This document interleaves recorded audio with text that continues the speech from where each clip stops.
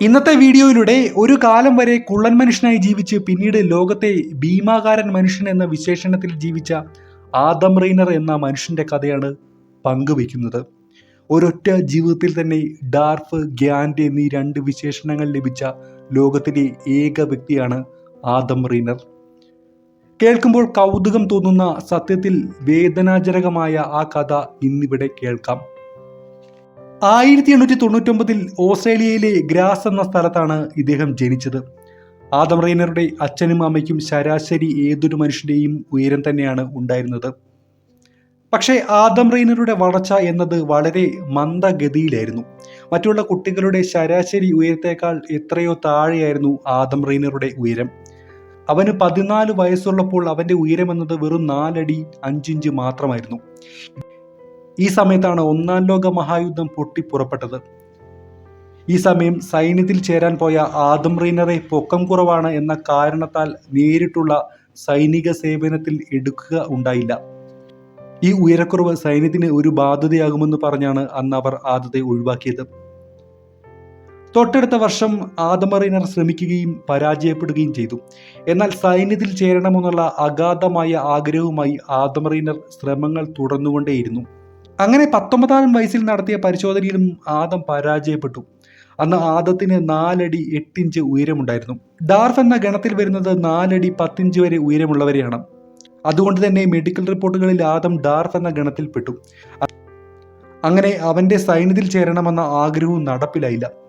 നീളം വളരെ കുറവായിരുന്നെങ്കിലും ആദത്തിന്റെ കൈകൾക്കും കാൽപാദങ്ങൾക്കും അനിയന്ത്രിതമായ വളർച്ചയുണ്ടായിരുന്നു.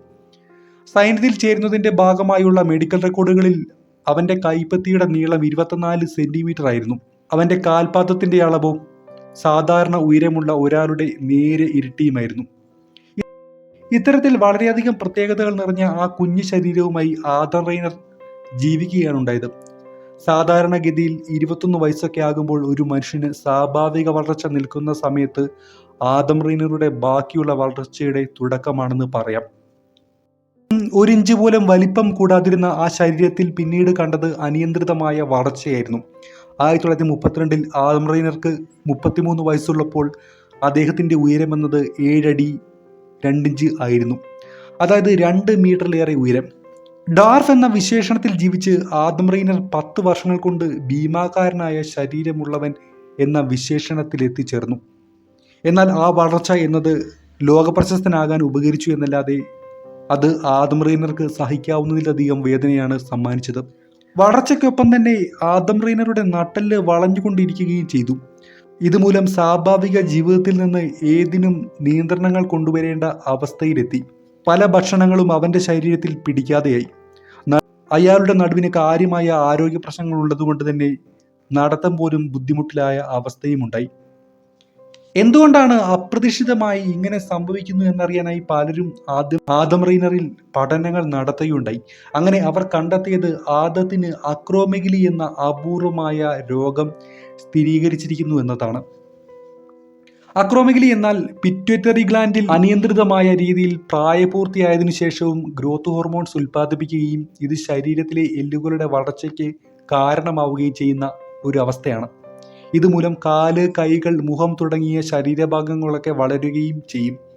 ഇത്തരത്തിൽ വളർച്ച കൂടിക്കൊണ്ടിരിക്കുകയും ആ വേദന സഹിച്ച് ആദം റെയ്നർ ജീവിക്കുകയും ചെയ്തു.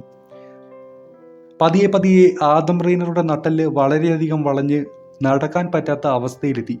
അയാളുടെ ഒരു കണ്ണിന്റെ കാഴ്ച നഷ്ടപ്പെട്ടു. കേൾവിശക്തി കുറഞ്ഞു വന്നു. ഇപ്രകാരം തന്റെ അവസാന കാലമെന്നത് ആദം റെയ്നറെ സംബന്ധിച്ചിടത്തോളം ഒരു റൂമിലെ ഒരു ബെഡിൽ കഴിച്ചു കൂട്ടാനായിരുന്നു വിധി.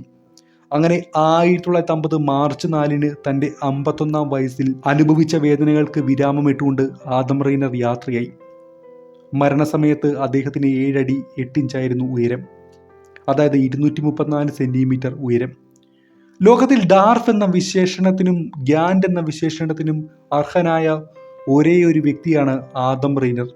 അതുകൊണ്ട് തന്നെ അദ്ദേഹം ഈ ലോകത്ത് എന്നും ഓർമ്മിക്കപ്പെടുന്നുണ്ട്.